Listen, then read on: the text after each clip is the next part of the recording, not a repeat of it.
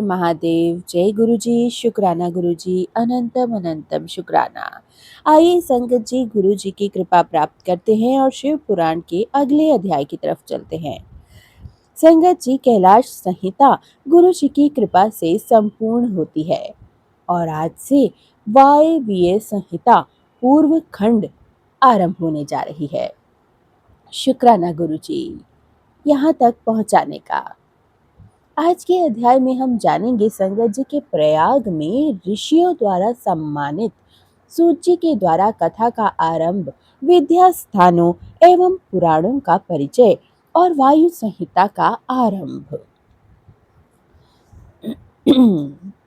व्यास जी कहते हैं, जो जगत की सृष्टि, पालन और संहार के हेतु तथा प्रकृति और पुरुष के ईश्वर हैं, उन प्रमथ गण पुत्रदय तथा उमा सहित भगवान शिव को मेरा नमस्कार है, जिनकी शक्ति की कहीं तुलना नहीं की जा सकती। इनका ऐश्वर्य सर्वत्र व्यापक है तथा स्वामित्व और विभुत्व जिनका स्वभाव कहा गया है। उन विश्व सृष्टा सनातन अजन्मा अविनाशी महान देव मंगलमय परमात्मा शिव की मैं शरण लेता हूँ, जो धर्म का क्षेत्र और महान तीर्थ है, जहाँ गंगा और यमुना का संगम हुआ है तथा जो ब्रह्मलोक का मार्ग है। उस प्रयाग में शुद्ध हृदय वाले सत्यव्रत प्रयाणन महातेजस्वी एवं महाभाग मुनियों ने एक ऐसा महान यज्ञ का आयोजन किया है। वहां कलेश रहित कर्म करने वाले उन महात्माओं के यज्ञ का समाचार सुनकर निपुण कथावाचक, त्रिकाल वेत्ता, उत्तम नीति के ज्ञाता तथा क्रांतदर्शी विद्वान पौराणिक का शिरोमणि सूत जी उस स्थान पर आए। सूत जी को आता देख मुनियों का मन प्रसन्नता से खिल उठा। से सांत्वनापूर्ण मधुर बातें कहकर उनकी यथा योग्य पूजा की। मुनियों द्वारा की हुई उस पूजा को ग्रहण करके सूत जी उनकी प्रेरणा से अपने लिए बताए गए उपयुक्त आसन को स्वीकार कर बैठ गए। उस समय महर्षियों ने अनुकूल वचनों द्वारा उनका सत्कार किया, उनका सत्वन किया और उन्हें अनंत अभिमुख करके यह बात कही। शिव भक्त शिरोमणि महाबुद्धिमान महाभाग रोम हर्षण जी, आप सर्वज्ञ हैं और हमारे महान सौभाग्य से यहाँ पधारे हैं। तीनों लोकों में ऐसी कोई बात नहीं है जो आपको विदित ना हो। आपका भाग्यवश हमें दर्शन देने के लिए स्वयं आना हमें आभारी करता है। अतः अब हमारा कोई कल्याण किए बिना आपको यहाँ से व्यर्थ नहीं जाना चाहिए। इसलिए आप हमें शीघ्र वह पवित्र पुराण सुनाइए जो अत्यंत श्रवणीय है, उत्तम कथा और ज्ञान से युक्त तथा वेदांत के सार सर्वस्व है।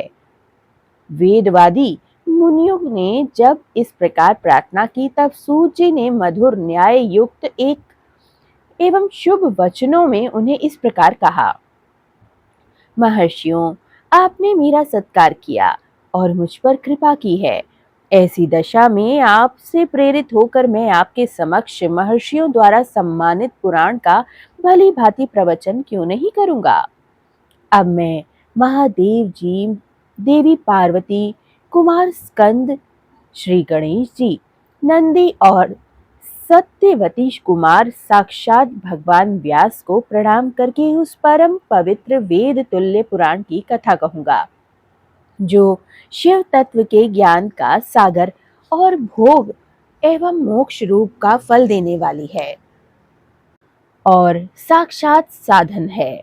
विद्या के संपूर्ण साधनों का, पुराणों की संख्या का और उनकी उत्पत्ति का विवरण दे रहा हूँ।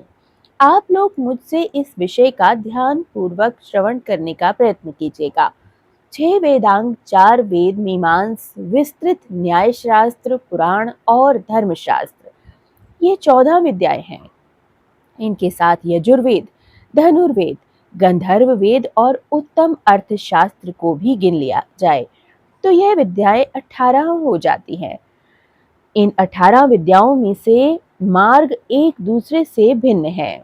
इन सब के निर्माता त्रिकालदर्शी विद्वान साक्षात भगवान शूल पाणी शिव हैं, ऐसा श्रुति का कथन है।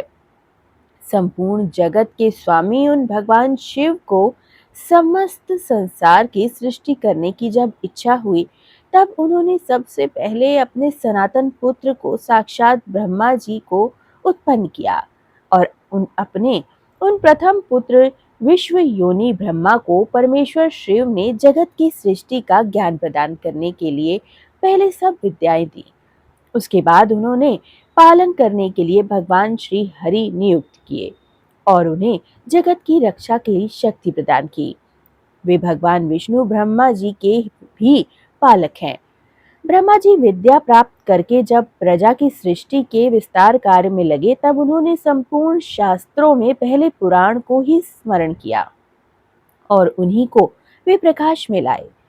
पुराणों के प्रकट होने के अंतर में उनके चार मुखों के चारों वेदों का प्रादुर्भाव हुआ। फिर उन्हीं के मुख से संपूर्ण शास्त्रों की प्रवृत्ति हुई। द्वापर में भगवान श्री हरि सत्यवती के गर्भ से उसी तरह प्रकट हुए जैसे अरणी से आग प्रकट होती है। उस समय उनका श्री कृष्ण द्वैपायन हुआ। मुनिवर श्री कृष्ण द्वैपायन वेदों को संक्षिप्त करके उन्हें चार भागों में विभक्त करता है।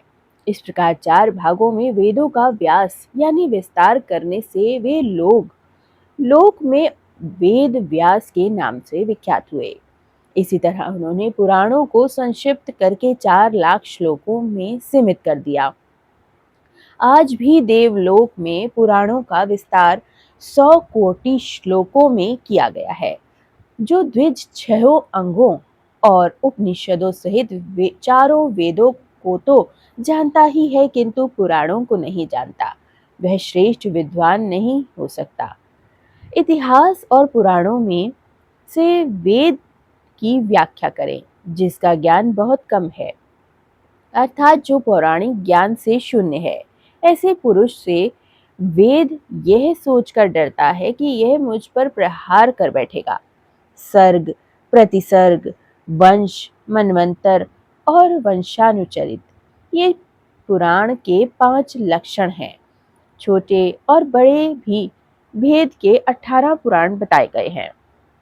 पहला ब्रह्म पुराण, पाद्य पुराण, विष्णु पुराण, भागवत पुराण, नारद पुराण, अग्नि पुराण, लिंग पुराण, स्कंद पुराण, कर्म पुराण, गरुड़ पुराण, शिव पुराण, भविष्य पुराण, मार्कंडेय पुराण, ब्रह्म वैवर्त पुराण, वाराह पुराण, वामन पुराण, मत्स्य पुराण और ब्रह्मांड पुराण।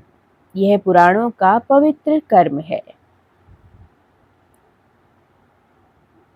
मत्स्य पुराण और ब्रह्मांड पुराण, यह पुराणों का पवित्र क्रम है। इसमें शिव पुराण चौथा है, जो भगवान शिव से संबंधित रखता है और सबको मनोरथों का साधक कहते हैं।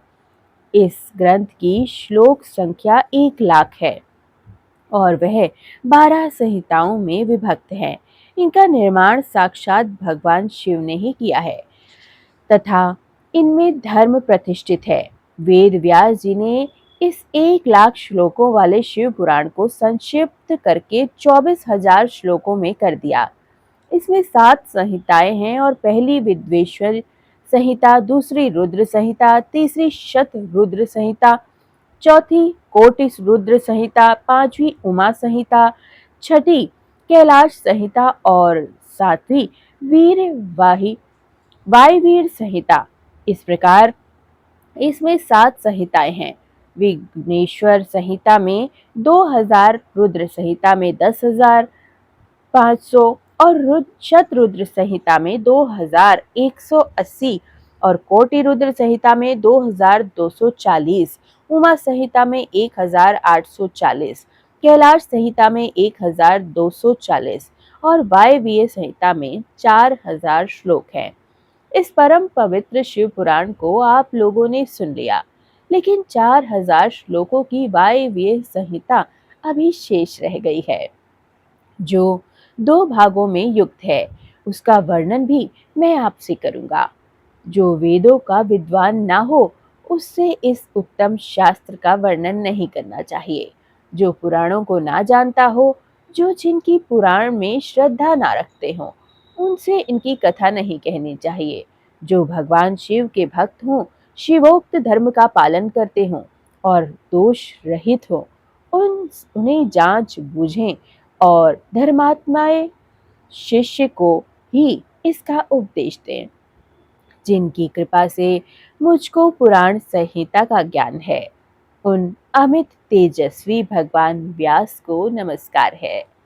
हर हर महादेव। जय गुरु जी। शुक्राना गुरु जी। अनंतम अनंतम शुक्राना। सर्वदा भला मेरे गुरु जी। जय गुरु जी।